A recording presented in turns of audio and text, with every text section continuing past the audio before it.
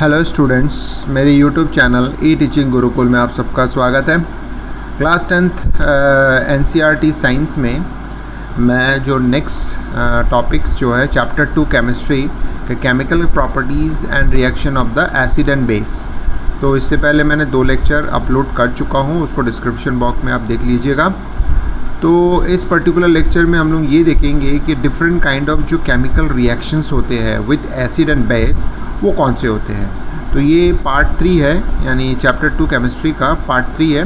तो इस पर्टिकुलर जो केमिस्ट्री चैप्टर है इसको मैंने मल्टीपल पार्ट्स में डिवाइड करके आपके सहूलियत के लिए मैंने छोटे छोटे पार्ट में डिवाइड करके छोटे छोटे वीडियोस में इसको अपलोड कर रहा हूँ। तो इस वीडियो को पर्टिकुलरली जो रिएक्शन से रिलेटेड है, इस वीडियो को स्टूडेंट्स लास्ट तक देखिएगा ताकि आपको बहुत सारी बेसिक चीज़ों की जानकारी मिल गई जाएगी, जिसको आप अपने एग्ज़ाम में जब आएगा तो उसको आप नोट कर सकते हैं और उसको आप एग्ज़ाम में लिख सकते हैं। तो चलिए स्टूडेंट्स, हम लोग आगे बढ़ते हैं। आगे बढ़ने के पहले मैं आपसे एक रिक्वेस्ट करूंगा कि अगर ये वीडियो आपको पसंद आया तो लाइक कीजिएगा, ज़्यादा से ज़्यादा शेयर कीजिएगा और कमेंट्स करना नहीं भूलिएगा, और मेरे YouTube channel e teaching Gurukul को सब्सक्राइब करना नहीं भूलिएगा। और दोस्तों, एक और रिक्वेस्ट है कि आप बेल आइकॉन्स को प्रेस कर लीजिए ताकि आगे आने वाले जो भी वीडियो अपलोड होंगे तो उसका नोटिफिकेशन आपको मिल जाएगा, और इससे रिलेटेड जो भी प्रीवियस 2 वीडियोज़ है वो आपको डिस्क्रिप्शन बॉक्स में भी मिलेगा और साथ में ऊपर आइकॉन्स में आपको मिलते रहते। तो चलिए हम लोग स्टार्ट करते हैं। केमिकल प्रॉपर्टीज़ ऑफ एसिड्स के जो केमिकल प्रॉपर्टीज़ है उसको हम लोग देख लेते हैं। जैसे पर्टिकुलरली ये बोला जाता है कि एसिड्स प्लस मेटल, यानी किसी भी मेटल को एसिड के साथ हम अगर ऐड करते हैं, क्योंकि केमिस्ट्री में मेटल होता है, नॉन मेटल्स होते हैं और एसिड होते हैं और बेस होते हैं। तो हम लोग पहले ये देखते हैं कि एसिड का मेटल के साथ क्या होता है। तो जब भी कोई एसिड मेटल के साथ रिएक्ट करता है, यानी इसको अगर हम मिलाते हैं तो हमेशा सॉल्ट एंड हाइड्रोजन जनरेट होता है। चलिए देखते हैं एक एग्जांपल। जैसे हमारे पास देखते हैं कि जो कॉन्सेंट्रेटेड यानी जो हार्ड एसिड होता है, यानी इसको बोल सकते हैं कि हाई पावर के जो एसिड्स होते हैं HCl हाइड्रोक्लोराइड, तो हाइड्रोजन क्लोराइड जो एसिड होता है जब ये जिंक के साथ मिलता है तो ये ऑटोमेटिकली एक सॉल्ट बनाता है जिंक क्लोराइड, और आपके पास जो होता है हाइड्रोजन रिलीज़ कर देता है। तो देख सकते हैं कि हाइड्रोजन रिलीज़ हो रहा है हर एक केस में। उसी तरह से जो नाइट्रिक एसिड है HNO3 ये होता है। तो ये जो नाइट्रिक एसिड है जब ये जिंक के साथ, यानी मेटल है जो उसके साथ करता है तो जिंक नाइट्रेट बनाता है, तो इस तरह से फिर वो हाइड्रोजन रिलीज़ करता है। तो देख सकते हैं कि हाइड्रोजन ऑटोमेटिकली रिलीज़ होता है जब एसिड को मेटल के साथ रिएक्ट किया जाता है। उसी तरह से सल्फ्यूरिक एसिड H2SO4, तो जिंक यानी ZnSO4 जिंक सल्फेट जो होता है वो बनाता है, और इस तरह से। अब उसी तरह से जब लो पावर के एसिड यानी एसिटिक एसिड को हम मिलाते हैं तो अगेन जो होता है एक तरीके का सॉल्ट बनता है और हाइड्रोजन रिलीज होता है। तो एक तरीके से हमको ये पता चल गया है कि when acid is going to be added with the metal या फिर रिएक्ट विद द मेटल, तो they produce salt and hydrogen is the compulsion part. Salt तो होता ही है। अब क्वेश्चन ये आता है कि जो हाइड्रोजन जनरेट होता है हमको कैसे पता चलेगा कि एसिड और मेटल के रिएक्शन में हाइड्रोजन जनरेट हो रहा है, क्योंकि एक तो होता है आपका सॉल्ट और दूसरा होता है हाइड्रोजन। तो हाइड्रोजन के एग्जिस्टेंस को पता करने के लिए हम एक पॉप टेस्ट करते हैं।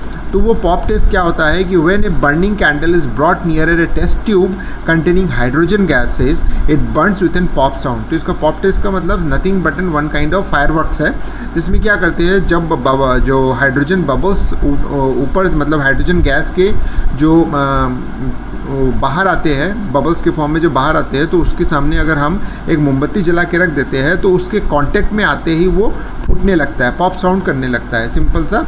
तो उसी चीज़ को हम लोग बोलते हैं पॉप टेस्ट। तो this test is conducting for examining the presence of an hydrogen gas.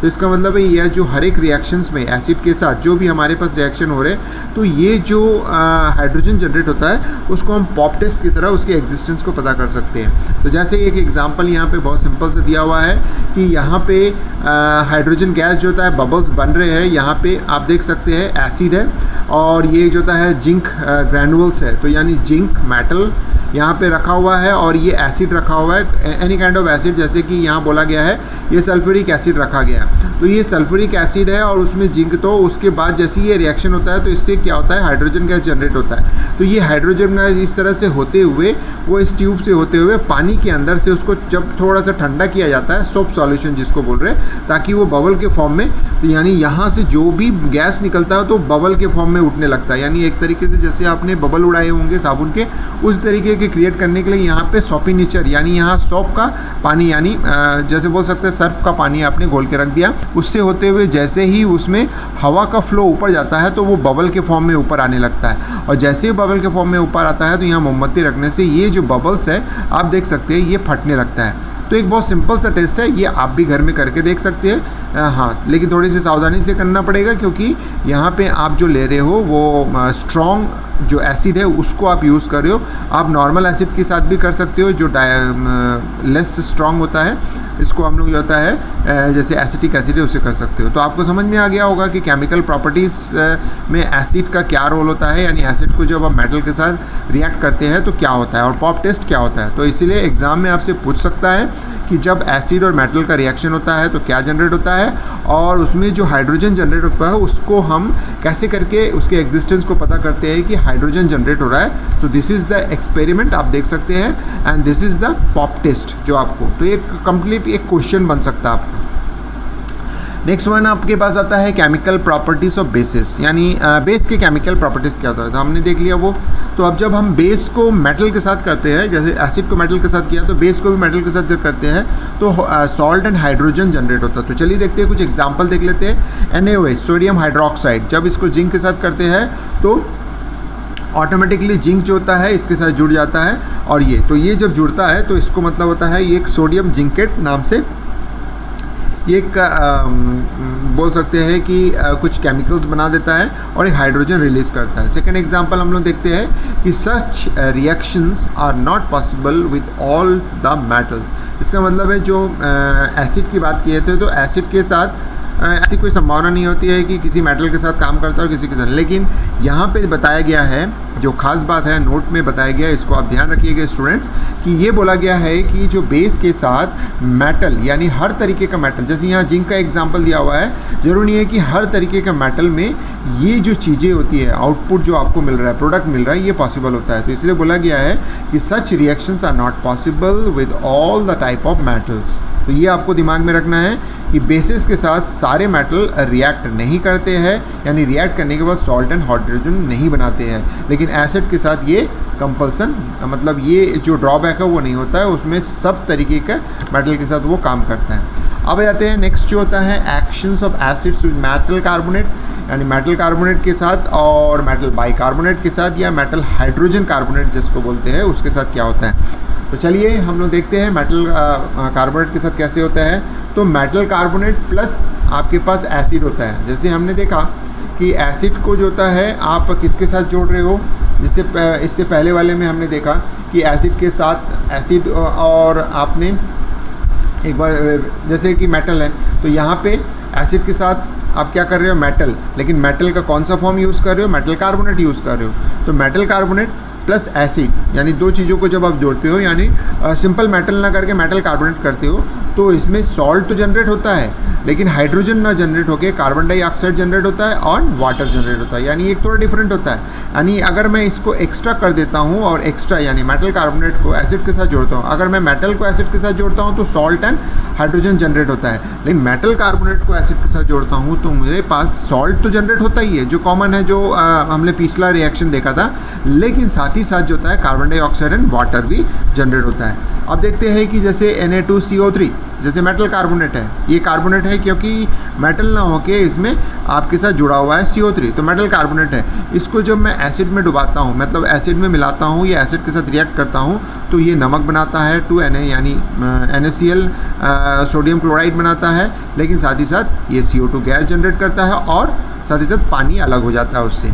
उसी तरह से नेक्स्ट एग्जांपल देखते हैं कि मेटल बाइकार्बोनेट का, तो एक सिंपल सा एग्जांपल, अब मेटल बाइकार्बोनेट या मेटल हाइड्रोजन कार्बोनेट बोलते हैं, वो अगर एसिड के साथ जुलता है तो वो same kind of salt, water, carbon dioxide and water generate करता है। आप देख सकते हैं। इसलिए इसको हम लोग क्या बोलते हैं, मेटल हाइड्रोजन कार्बोनेट भी बोलते हैं या मेटल बाइकार्बोनेट के नाम से भी जानते हैं। यहाँ पे आपके पास जो हाइड्रोजन बीच में जुड़ा हुआ है इसकी बात, तो इसको हम लोग बोलते हैं सोडियम हाइड्रोजन कार्बोनेट जो होता है, या सोडियम बाइकार्बोनेट इसको हम लोग बोल सकते हैं। जब इसको एसिड के साथ घोला जाता है तो डेफिनेटली ये नमक बना रहा है, NaCl बना रहा है, और साथ ही साथ जो CO2 है वो अलग हो जाता है और H2O अलग हो जाता है। तो इस तरह से आप देख सकते हैं कि metal carbonate and metal bicarbonate में जब हम किसी एसिड को मिलाते हैं या एसिड को रिएक्ट कराते हैं तो हमारे पास कार्बन डाइऑक्साइड एक्स्ट्रा फॉर्म में जनरेट होता है। अब क्वेश्चन यही आता है कि कार्बन डाइऑक्साइड जो जनरेट होता है उसको हम लोग कैसे टेस्ट करते हैं। तो उससे पहले यहाँ एक चीज़ बताया गया है कि बेसिस डू नॉट रिएक्ट वे। तो इसका मतलब होता है एसिड के साथ मेटल कार्बोनेट एंड बाइकार्बोनेट काम करता है, बट बेसिस के साथ जो होता है ये काम नहीं करता। तो एक चीज़ें आपको याद रखना है कि बेसिस के साथ metal carbonate and metal bicarbonate कभी भी रिएक्ट नहीं करता है। बहुत सिंपल सा क्वेश्चन आ सकता है कि which term acid in acid or base, which one is going to be react with the metal carbonate and metal bicarbonate। तो you can say that कि आप बोल सकते हैं कि एसिड रिएक्ट करता है और बेस कभी भी रिएक्ट नहीं करता है। अगर एसिड रिएक्ट करता है तो डेफिनेटली ये कार्बन डाइऑक्साइड जनरेट करता है। अगर ये कार्बन डाइऑक्साइड जनरेट करता है तो उस कार्बन डाइऑक्साइड की टेस्टिंग कैसे होती है, जैसे मैंने आपको शुरू के स्लाइड में बताया था कि जब metal, pure metal, not metal carbonate, तो प्योर मेटल जब एसिड के साथ रिएक्ट करता है तो सॉल्ट एंड हाइड्रोजन जनरेट करता है, और हाइड्रोजन के टेस्ट के लिए हमने पॉप टेस्ट किया था। सेम एज जब CO2 जनरेट होता है तो CO2 के एग्जिस्टेंस को कैसे पता चलेगा कि हमने जो रिएक्शन किया है वो मेटल कार्बोनेट या मेटल बाइकार्बोनेट के साथ रिएक्शन हुआ है, और अगर हुआ है तो डेफिनेटली कार्बन डाइऑक्साइड जनरेट होगा, हाइड्रोजन ना जनरेट होके। तो जब हाइड्रोजन ना जनरेट होके, जैसे सिंपल सी बात है, मैं आपको समझा रहा हूँ, अगर प्योर मेटल है तो वो एसिड के साथ रिएक्ट करने के बाद हाइड्रोजन जनरेट करेगा। अगर मान लो प्योर मेटल ना होके मेटल कार्बोनेट या मेटल बाइकार्बोनेट होगा तो डेफिनेटली वो H2 नहीं जनरेट करके वो कार्बन डाइऑक्साइड जनरेट करेगा। तो हम पता कैसे करेंगे कि ये हाइड्रोजन जनरेट कर रहा है या कार्बन डाइऑक्साइड जनरेट कर रहा है। तो कार्बन डाइऑक्साइड की टेस्टिंग के लिए हमारे pass on passing the CO2 gas evolve through lime water, तो यानी हम लाइम वाटर यानी जो चूने का पानी होता है उससे अगर हम पास कराते हैं, जैसे CaOH ये लाइम वाटर होता है, उसको अगर उसमें हम अगर कार्बन डाइऑक्साइड की थोड़ी सी मात्रा पास करते हैं तो वो मिल्की यानी वाइट प्रेसिपिटेट बन जाता है। अब इसमें अगर हम एक्सेस फॉर्म में और थोड़ा सा CO2 मिलाते हैं, on passing excess CO2 the following reaction takes place. तो जब CaCO3 यानी ये जो CO3 को अगर मैं यहाँ लिख देता हूँ और उसके बाद जो होता है, अब पानी तो है इसमें मिला हुआ है, साथ में अगर CO2 को और ऐड कर देता हूँ तो हमको एक कलरलेस सॉल्यूशन मिलता है, aqua solution soluble in water, जो पानी में घुल जाता है। तो वो जो होता है कलरलेस सॉल्यूशन है वो मिल जाता है। तो इससे हमको पता चल जाता है कि जब लाइम वाटर में CO2 एक्सेस फॉर्म में प्रोड्यूस, मतलब एक्सेस फॉर्म में उसको हम रिलीज़ करते हैं या उसमें इंटरेक्ट कराते हैं तो ऑटोमेटिकली वो जो CaCO3 लाइम वाटर है वो धीरे धीरे कलरलेस में कन्वर्ट, यानी जो उसमें वाइटनेस था वो वाइटनेस धीरे धीरे ख़त्म हो जाता है और कलरलेस हो जाता है, नॉर्मल हो जाता है। तो इस तरह से हमको पता चल जाता है कि जो रिएक्शन हुआ है एसिड के साथ वो मेटल कार्बोनेट या मेटल बाइकार्बोनेट था। अब आते हैं न्यूट्रलाइजेशन। न्यूट्रलाइजेशन सिंपल सी बात है, जब एसिड और बेस को मिलाते हैं तो एसिड या तो बेस के जो पावर है उसको कम कर देता है या बेस एसिड के पावर को कम कर देता है। तो इसको हम लोग न्यूट्रलाइजेशन बोलते हैं। यानी जैसे बेस और एसिड का होता है तो जब इन दोनों को मिलाते हैं तो हमको पानी जनरेट होता है और साथ में सॉल्ट रिलीज़ होता है। तो जैसे आप देख सकते हो बेस NaOH सोडियम हाइड्रोक्साइड और दूसरा होता है HCl, ठीक है, हाइड्रोजन क्लोराइड, हाइड्रोक्लोरिक एसिड जो होता है जिसको हम लोग बोल रहे हैं। तो इन दोनों को जब हम मिलाते हैं तो NaCl नमक बनता है और पानी रिलीज़ होता है। So neutralization reaction takes place when the effect of a base is nullified by an acid and vice versa। vice versa का मतलब होता है कि बेस जो होता है वो एसिड से नलीफाई हो जाता है और the acid is going to be nullified by an base, इसको हम लोग vice versa to give salt and water. तो इसका मतलब है या तो बेस के पावर को एसिड नलीफाई करता है, कम कर देता है, या एसिड के पावर को बेस नलीफाई कर देता है और साथ में जो प्रोड्यूस होता है वो है सॉल्ट एंड वाटर। तो न्यूट्रलाइजेशन रिएक्शन क्या होता है वो आपको समझ में आ गया। अब reaction of metal oxide with acids. तो मेटल ऑक्साइड वहाँ कार्बोनेट और बाइकार्बोनेट करता है। अब मेटल ऑक्साइड की बात करते हैं, अगर मान लो कोई मेटल ऑक्साइड फॉर्म में मिलता है तो एसिड के साथ रिएक्शन करने से क्या होगा। तो मेटल ऑक्साइड, तो हमने अब इससे पहले दो चीज़ें पढ़ लिया है, मेटल के साथ एसिड का रिएक्शन, मेटल कार्बोनेट या मेटल बाइकार्बोनेट का एसिड के साथ रिएक्शन। अब हम लोग देख रहे हैं मेटल ऑक्साइड का एसिड के साथ क्या रिएक्शन है। तो अगेन ये सॉल्ट एंड वाटर प्रोड्यूस करता है। जैसे CO, अगर मान लो आपका कॉपर ऑक्साइड के फॉर्म में मिल रहा है आपको, यानी CuO कॉपर ऑक्साइड, और उसको HCl में देते हैं तो डेफिनेटली वो CuCl2 यानी डिस्प्लेसमेंट हो जाता है ऑटोमेटिकली। जो होता है कॉपर हाई पावर का होने के कारण से, यानी उसकी जो रिएक्टिविटी ज़्यादा होने की वजह से H को उससे हटा देता है हाइड्रोजन को, और अपने आप तो यहाँ डिस्प्लेसमेंट हो रहा है और CuCl2 बन जा रहा है आपका। तो ये हो गया आपका। नेक्स्ट वन कॉपर ऑक्साइड, जैसे एग्जांपल में तो हाइड्रोक्लोरिक एसिड और कॉपर क्लोराइड।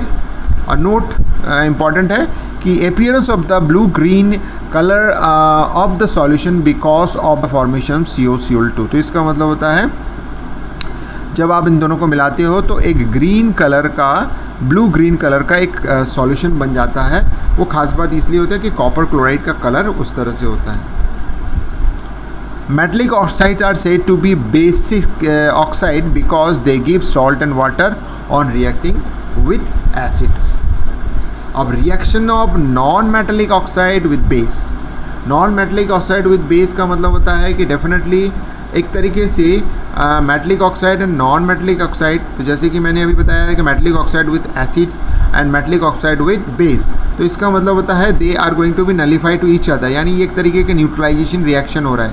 तो नॉन मेटलिक ऑक्साइड का मतलब ये हुआ कि ये डेफिनेटली एसिडिक नेचर का होता है, जो बेस के साथ रिएक्ट करने के बाद सॉल्ट एंड वाटर प्रोवाइड करता है क्योंकि नलीफाई हो रहा है। तो नॉन मेटलिक ऑक्साइड जैसे CaOH एक तरीके से एसिडिक नेचर का होता है। कैल्शियम हाइड्रोक्साइड कैल्शियम हाइड्रोक्साइड और उसको CO2 के साथ मिलाते हैं तो CaCO3 कैल्शियम आपको कार्बोनेट मिलता है। Non metallic oxides are said to be acidic in nature, जो भी जैसे अभी नोट में बताया गया है कि नॉन मेटलिक जो भी ऑक्साइड होते हैं वो एसिडिक नेचर में, नेचुरली या इन नेचर वो एसिडिक होता है।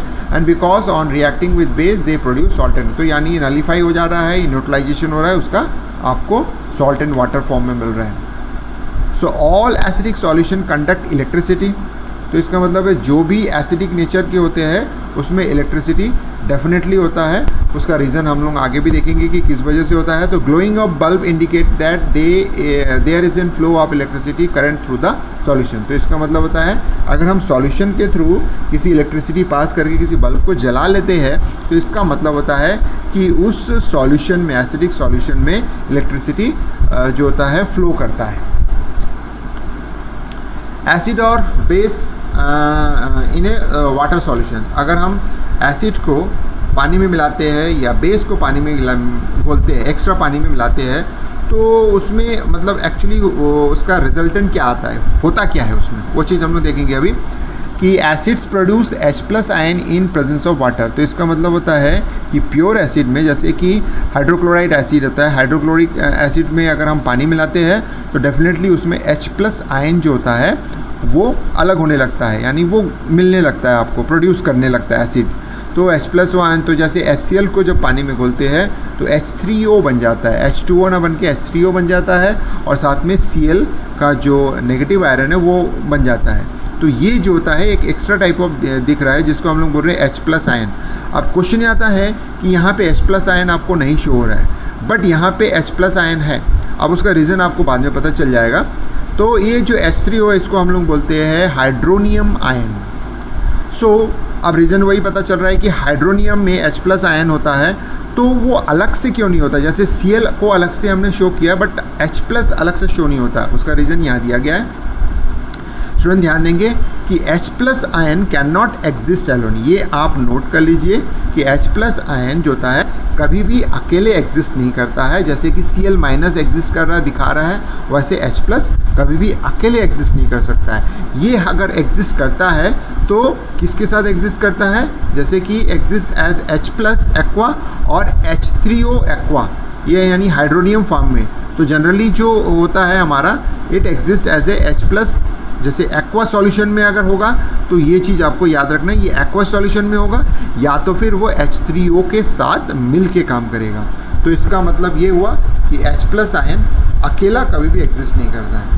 अब जैसे H+ प्लस H2O को जब हम मिलाते हैं तो H3O बनता है। तो इसका मतलब होता है H+ एक्वा मतलब ये हो गया पानी, एक्वा मतलब ये पानी, तो यानी H+ अकेला नहीं होता कभी, H+ के साथ आपको पानी मिलाना ज़रूरी होता है, तो ये बनता है आपका सॉल्यूशन। तो आपको समझ में आ रहा होगा कि मैं जो बोल रहा हूँ आपको। Basis when dissolve in water gives OH ion, तो यानी एसिड H+ आयन जनरेट करता है और बेसिस जो जनरेट करता है वो OH आयन जनरेट करता है। तो ये नोट कर लीजिए बच्चों, दिमाग में बैठा लीजिए, एसिड पानी में घुलने से H+ आयन जनरेट करता है और H+ आयन जो होता है कभी भी अकेले एग्जिस्ट नहीं करता है, वो जो होता है H3O, जो आपके पास H3O+ है उसके फॉर्म में होता है।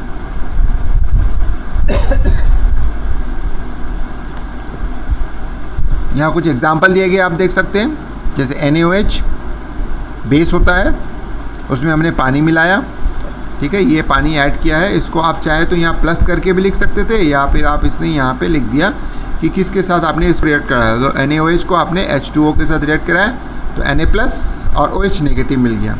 उसी तरह से आपके पास पोटेशियम ये है और ये है, तो इनको जब आपने इसको घोला तो आपको ऑटोमेटिकली यहाँ रिलीज हो रहा है OH- आयन। सो एल्कलीज किसको कहते हैं, चलिए स्टूडेंट देखते हैं। All basis do not dissolve in water and alkali is a base that dissolve in water. तो इसका मतलब होता है अगर हम सारे बेसिस को पानी में घोलते हैं तो वो पानी में नहीं घुलता है। अगर पानी में घुलेगा तो क्या आयन दे देगा आपको, मैंने आपको बताया HO नेगेटिव आयन दे देगा आपको, सॉरी HO नेगेटिव आयन नहीं, OH नेगेटिव आयन देता है। यानी कि किसी भी अगर हम बेस को पानी में घुलते हैं, यानी अगर वो डिज़ोल्व हो जाता है पानी में घुलता है तो ये आयन देगा और उसको हम लोग बोलते हैं एल्कलाइज। यानी ऐसा बेस जो पानी में घुलता है और पानी में घुलने से हमको पता है कि OH नेगेटिव आयन देता है, तो ऐसे बेसिस को जो पानी में वाटर में सॉल्यूबल है उसको हम लोग, जो घुलनशील है पानी में, उसको हम लोग एल्कलीज बोलते हैं। सो कॉमन एल्कलीज आर क्या क्या होते हैं, NaOH सोडियम हाइड्रोक्साइड, जो सोडियम हाइड्रोक्साइड पानी में घुलता है, पोटेशियम हाइड्रोक्साइड भी पानी में घुलता है, CaOH2 कैल्शियम हाइड्रोक्साइड भी पानी में घुलता है, NH4OH ammonium hydroxide. Note all alkalis are bases but all bases are not alkalis. Simple सी बात, अभी तो अब पहला पॉइंट तो मैं वही बताया था कि सारे बेसिस जो होता है पानी में नहीं घुलता है, लेकिन जो एल्कलाइज होते हैं वो बेसिस कहलाते हैं। यानी जितने भी टाइप के एल्कलाइज होते हैं वो सारे बेसिस होते हैं, लेकिन सारे बेसिस एल्कलाइज नहीं होते हैं। क्यों? सारे बेसिस पानी में नहीं घुलता है। So precaution must be taken while mixing acid और base with water.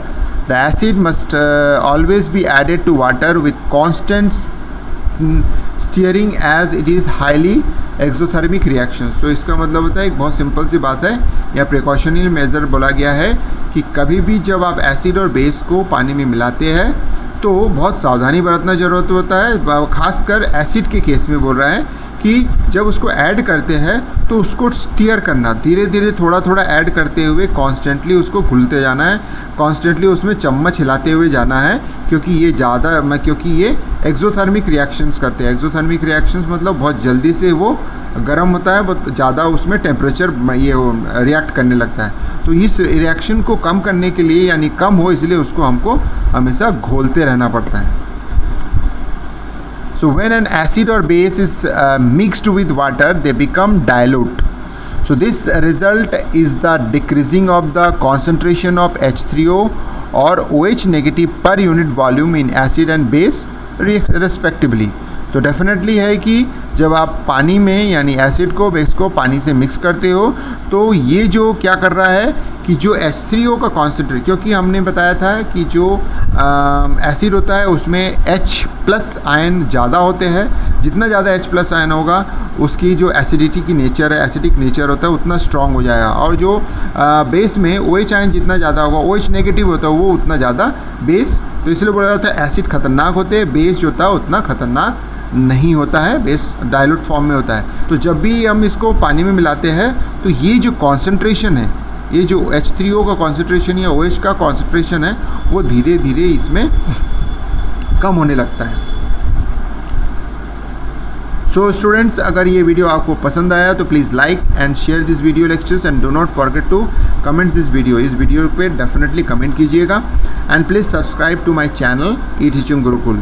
And at the most last में मैं यही बताना चाहता हूँ, अगर ये वीडियो आपको अच्छा लगा तो ज़्यादा से ज़्यादा शेयर कीजिए और जो बेल आइकॉन है उसको प्रेस करना मत भूलिए, ताकि जो नेक्स्ट वीडियो लेक्चर अपलोड करूँगा उसका नोटिफिकेशन आपको मिल जाएगा। तो स्टूडेंट्स, इस वीडियो को लास्ट तक देखने के लिए धन्यवाद।